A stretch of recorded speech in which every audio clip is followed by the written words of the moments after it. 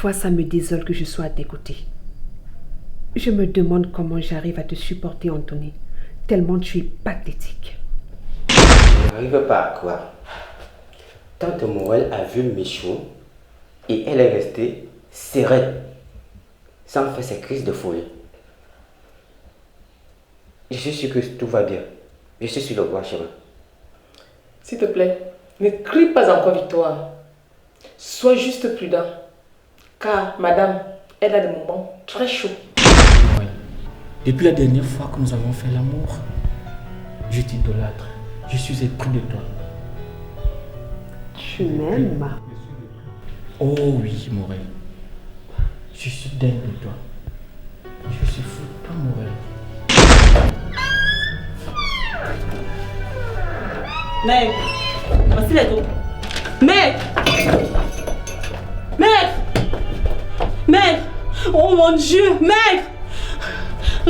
Réveillez-vous, mec! Ah, allô? Oui, je suis la secrétaire de Maître Kepse. Il vient d'avoir un malaise. Un AVC? Mais c'est plutôt une bonne nouvelle qu'il crève, cet idiot. Attends, que pensait-il? Qu'il pouvait garder, qu'il pouvait gérer une merveille comme toi? Qu'il pouvait prendre soin d'une femme comme toi pendant longtemps? Qu'il pouvait dormir près de toi pendant si longtemps sans crever, sans s'écrouler comme vient de le faire?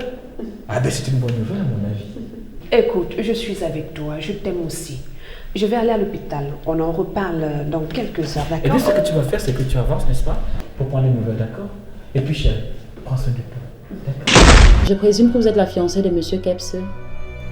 Je suis Morel Kepse. En fait, je suis sa fiancée. Comment il va, docteur? Le cas de votre fiancé est très préoccupant, madame. Docteur, sans utiliser vos thèmes médicaux trop techniques, dites-moi, il souffre de quoi?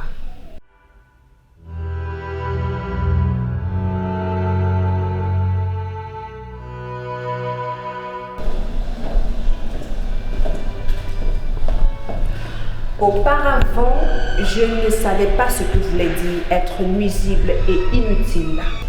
Jamais je ne me préoccupais de ces thèmes. Mais à présent, je comprends. Et il n'est pas bon de vivre ces thèmes. Parce qu'en ce moment, il n'y a pas plus nuisible que ton imbécile de fiancé qui ne cesse de me coller au cul comme un chien aux chaleurs. Arrête de bégayer. C'est à cause de ton imbécile de fiancé nuisible et inutile que mon mari Kepse a eu l'AVC. Depuis le jour qu'il a envoyé cette enveloppe contenant cette convocation, tout a basculé dans la vie de mon mari. Et regarde où il est à présent. Hein? Couché à l'hôpital. Urgence, oui. Écoutez, madame, Patrick ne fait que son travail. Et rien que son travail. Sachez une chose.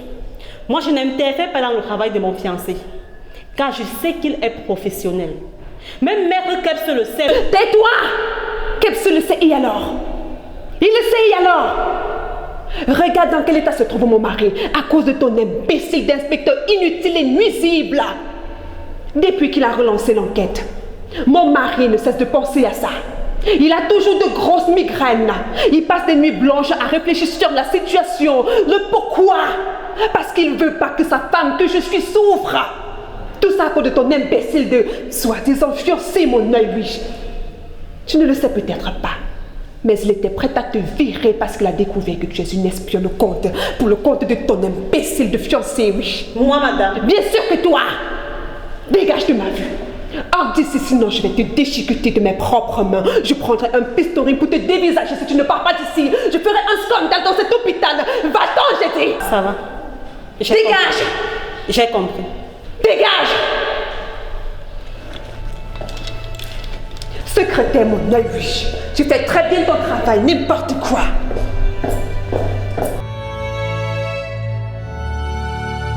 Michou, comment va Monsieur Kepse? Il a eu une crise d'AVC et Yvan ne connaît pas encore le diagnostic du médecin. Donc, il s'est rendu à l'hôpital pour savoir comment il va. Monsieur Kepse, c'est un homme gentil et compréhensif. Certainement, Yvan est très abattu. Oui, maman. Yvan est très abattu. Et je me demande même comment il fait pour tenir le coup. Ce garçon a perdu sa mère. Il n'a pas connu son père. Il reprend une nouvelle vie. Son oncle qui le soutenait est malade. Michou fait les efforts pour être toujours à ses côtés. Aide Yvan à surmonter cette épreuve. Qu'est-ce qui te met dans cet état, chérie? Patrick, c'est Maître Kepse. Il a fait un AVC. Je suis allée le trouver dans son bureau. Il était inconscient. J'ai tout de suite appelé une ambulance et actuellement il se trouve à l'hôpital. Le médecin m'a fait comprendre qu'il est dans un état critique. Chérie, s'il lui arrivait quelque chose, je ne sais pas ce que je deviendrais. Et en plus de ça, Morel t'accuse, toi. Elle dit que c'est à cause de toi que Maître Kepse est dans cet état. À cause de moi? Mais comment c'est à cause de moi? Elle m'a fait comprendre que depuis que tu as relancé l'enquête, Maître Kepse est très stressé. Et que tout le temps, il a des migraines. Et tu sais ce que Morel m'a fait à l'hôpital? Elle m'a chassée. Elle m'a demandé de sortir de l'hôpital. Sinon, elle allait faire un scandale. Je ne sais pas ce que cette femme me veut. Je serai là pour Yvan, maman. Tu n'as pas à t'en faire pour ça. Et je sais qu'il a besoin de moi. Mais je me demande parfois comment Dieu laisse faire certaines choses. C'est tellement triste, maman. Michou, c'est Dieu qui a le dernier mot. Nous pensons souvent que c'est nous qui avons le dernier mot, mais c'est faux. Il faut qu'on se remette. Et je vais prier pour M. Kepse. Nous allons prier ensemble. C'est un homme bon, ce monsieur. Et Yvan le considère comme son père. J'espère que Dieu va permettre qu'il se remette très rapidement. Ça confirme mes soupçons au sujet de cette femme. Morel sait quelque chose au sujet de l'homicide de mademoiselle Rosine Bida. Oui, elle sait quelque chose et je vais davantage m'y mettre pour enquêter sur elle. Cette femme, elle a quelque chose à y voir dans tout cela. T'inquiète, chérie. Elle a fait tout cela pour te culpabiliser. Elle veut jouer avec ta conscience. Tu n'as pas à t'en faire. Tu as fait le plus gros boulot. Tu as sauvé la vie à ton patron. Je sais une chose, c'est que Maître Kepse a désormais la vie sauve grâce à toi. Oh, le pauvre. Pauvre Maître Kepse. Tu sais, chérie, tout ce que moi je demande à faire, c'est être près de lui. C'est le moment où il a le plus besoin de moi. Je ne sais pas ce que j'ai fait à Morel. Tu sais que j'ai toujours considéré Maître Kepse comme un père. Tout ce que je veux, c'est qu'il puisse rapidement se remettre sur pied. Quand je pense qu'auprès de lui, il a un monstre qu'il appelle fiancé, ça me met dans tous mes états. Quand je sais qu'avec un AVC, il va falloir qu'il soit entouré des personnes qui l'aiment. Et c'est tout ce que je demande à faire. Mais Morel ne me le permet plus. Je fais comment? Oh chérie, je n'aime pas te voir ainsi. S'il te plaît, calme-toi. Apaise ton cœur. À présent, tu es avec moi. Et laissons les médecins faire leur travail.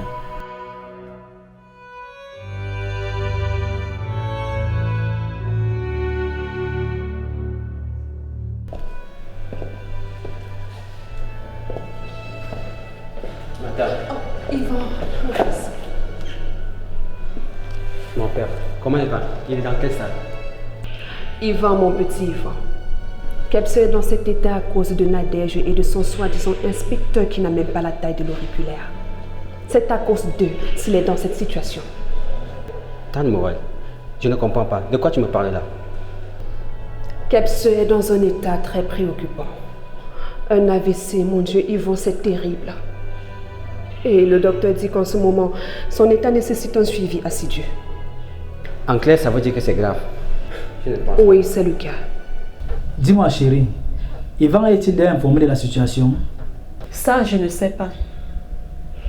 Mais je peux imaginer sa douleur quand il le saura. Tu sais, c'était d'abord sa mère. Et maintenant son oncle. C'est si compliqué. Je ne sais pas pourquoi le malheur s'enchaîne dans cette famille.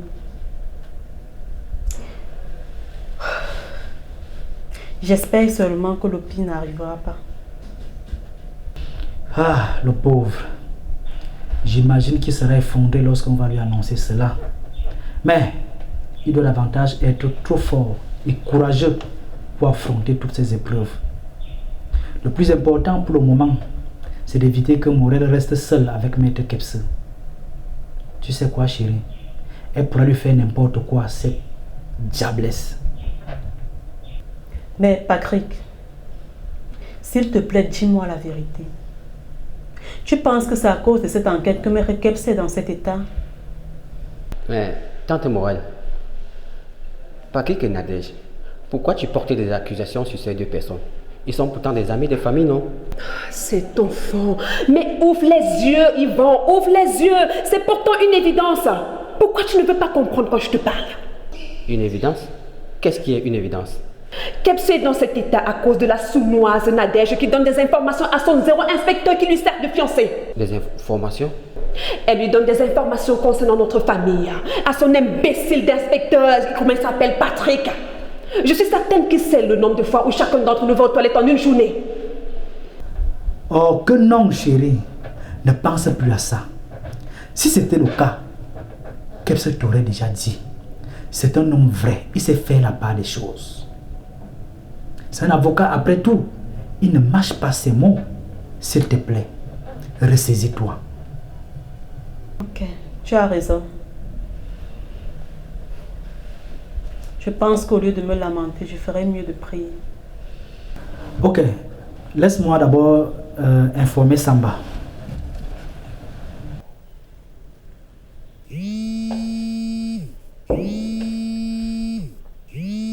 Inspecteur, qu'est-ce qui lui arrive celui-là? Allô, inspecteur. Oui, salut Samba. Es-tu déjà informé de la situation de Kepse? Information, laquelle?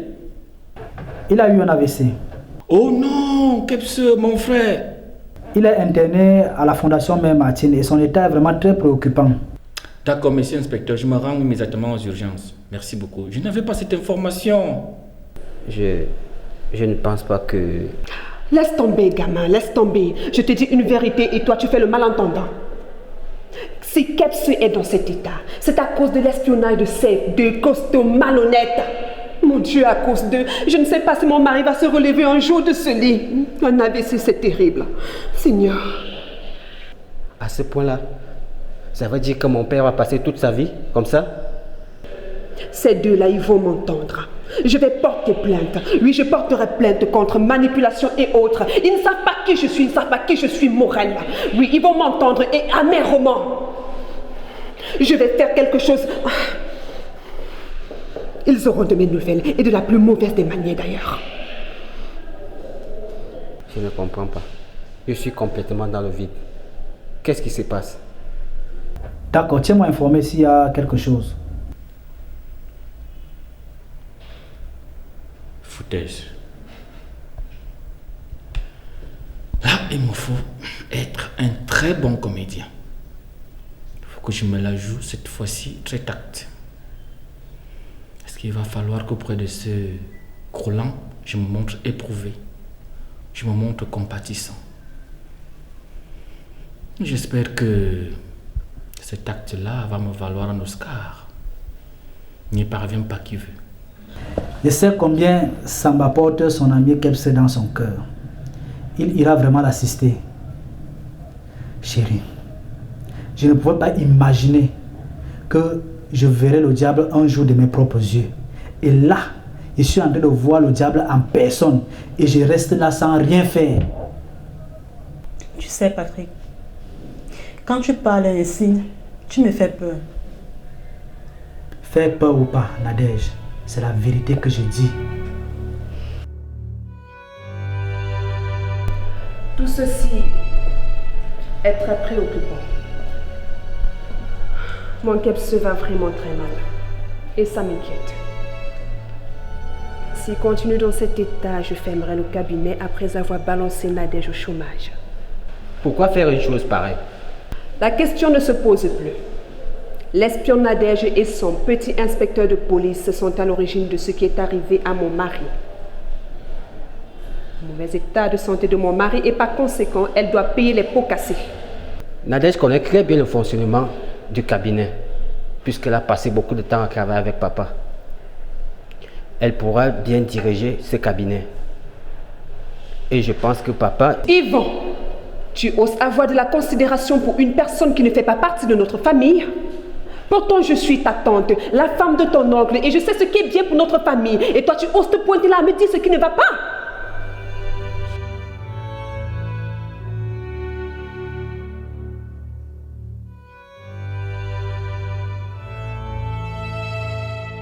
J'ai beau montrer à Yvan que je ne suis pas inquiète. Pourtant, c'est le cas. Seigneur, tu sais combien M. Kebs est très important dans nos vies.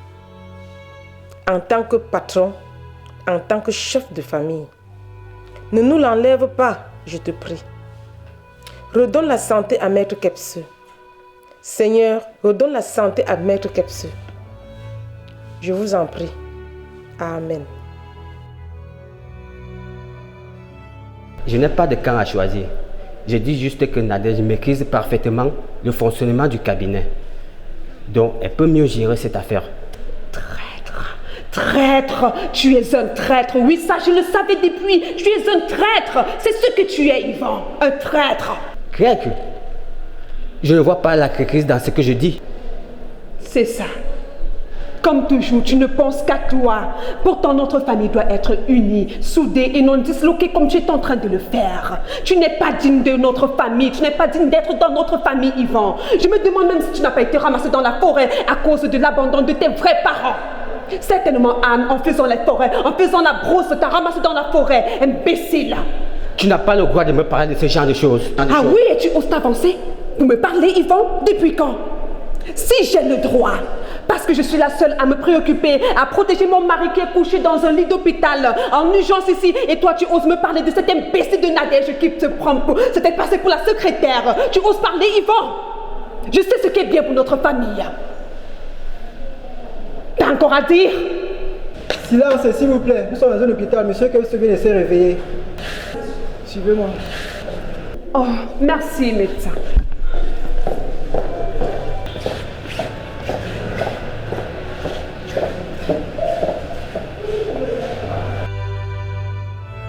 Je me demande comment un homme aussi intelligent que Maître Kebs a fait un choix de femme aussi pourri, aussi gâté, une grande sorcière comme Morel. Ah, l'amour. L'amour rend vraiment aveugle.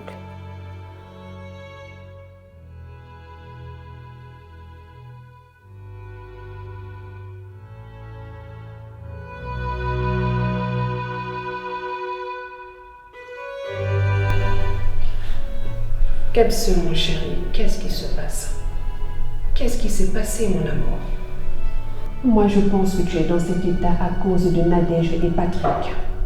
Nadège n'est qu'une espionne pour le compte de son soi-disant fiancé Patrick. Et Patrick, quant à lui, n'est qu'un petit policier harceleur. Morel ne reproche à Nadège et Patrick absolument rien. Et ils sont tous les deux de bonnes personnes. Nadège est comme ma fille. Si demain je ne suis plus de ce monde, elle prendra la gérance du cabinet. Et elle a la faible maîtrise de la structure. Ne les accuse pas, s'il te plaît. Kebs, Tu t'entends parler là? J'espère que ce sont les médicaments que tu es en train de prendre qui te font agir de la sorte.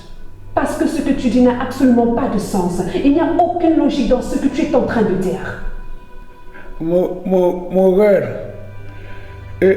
écoute-moi bien. Si Nadège n'avait pas été présente, ce serait fini de moi. J'aurais perdu la vie. Kebs, mon amour, s'il te plaît, ne me rends pas folle à cause de ta façon de raisonner.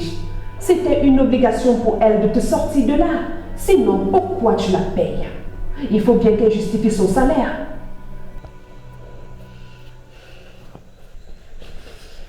Nadège, je ne parviens pas à digérer ce que tu viens de me dire. Kebs est malade et tout ce que Morel tu vas faire, c'est d'avancer des paroles choquantes et nauséabondes. Cette femme prépare quelque chose. Et pourquoi cette analyse, Patrick?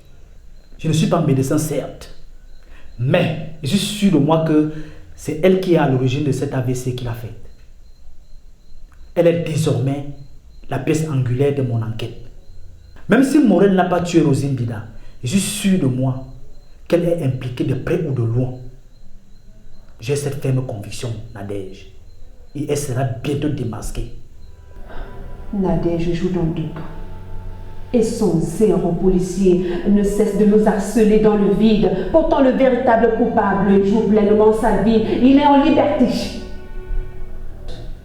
Il cherche des soucis où il n'y en a pas, juste parce qu'il doit justifier son salaire. Et le pire dans tout ça est que tu es d'accord à ce que ce soit cette espionne de Nadège qui prenne la direction de notre cabinet. Mais Kebs, d'où te vient ce genre de raisonnement? Pourtant je suis là, ta femme que tu dis aimer, mais c'est... Tante Morel, tu trouves que c'est le moment ou l'endroit pour parler de ce genre de choses? Yvan, ne me cherche pas, d'accord? Et quand les adultes te parlent, toi tu fermes tes oreilles d'éléphant. J'ai dit juste que le moment est mal choisi pour parler. Hé, s'il te plaît, non, rajoute pas un mot. Kebs, c'est à cause de toi que nous parlons de l'héritage. Et moi, en tant que ton épouse, je me dois d'être tout pour toi. Je suis le centre de ta vie. Et d'office, je m'oppose à tout ce que tu venais de dire. Et je ne suis pas d'accord. Même s'il y en a ici qui ne veulent pas comprendre. Kebs, mon chéri, il faut battre le fer tant qu'il est chaud. Je sais ce que je fais.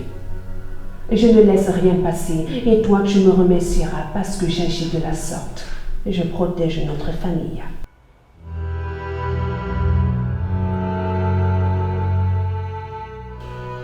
Et dire qu'elle a voulu te retourner le tort. En tout cas, chérie, toutes ces analyses me font peur.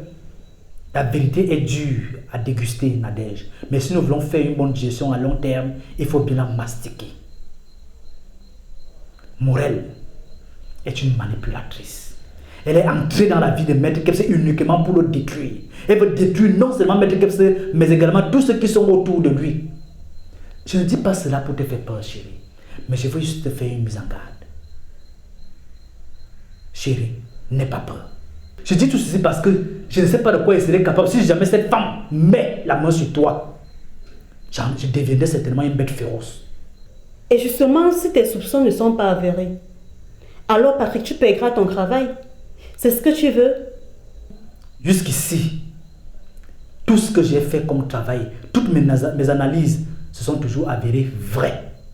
Alors, fais-moi confiance, chérie.